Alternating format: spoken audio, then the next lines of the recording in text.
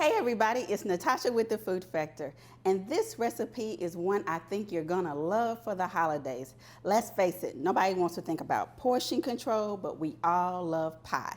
And the recipe today is cinnamon walnut pecan pie. So let's get into it. Okay, I've already preheated my oven to 375, but that's an important step, so don't forget that. Then you want to spray your cooking sheet with a non-stick cooking spray. And let's start putting the ingredients in. So you're going to combine your egg substitute, brown sugar. This is our whipped butter.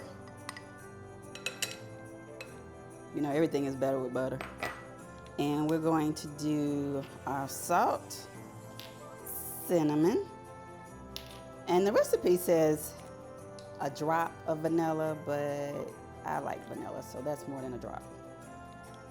Then you're gonna add the walnuts and the pecans. And then you're gonna mix that up. So now let's move on to our filo sheets.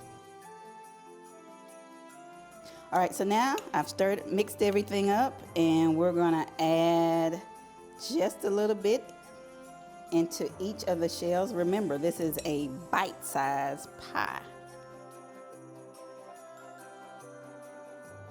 Okay, so the next step is you're gonna take your 1 tablespoon of pecans and 1 tablespoon of walnuts that you have left over, and you're just gonna put that on top as your toppers to give it that extra crunchy flavor.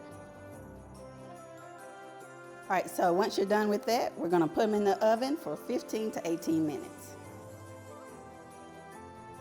Okay, we've let these cool for 5 minutes, and while they were cooking for 15 minutes, it's a great time to wash the dishes, so now my kitchen is clean. Final step, whipped cream, and just a little bit on top, and you've got a cinnamon walnut pecan pie bite.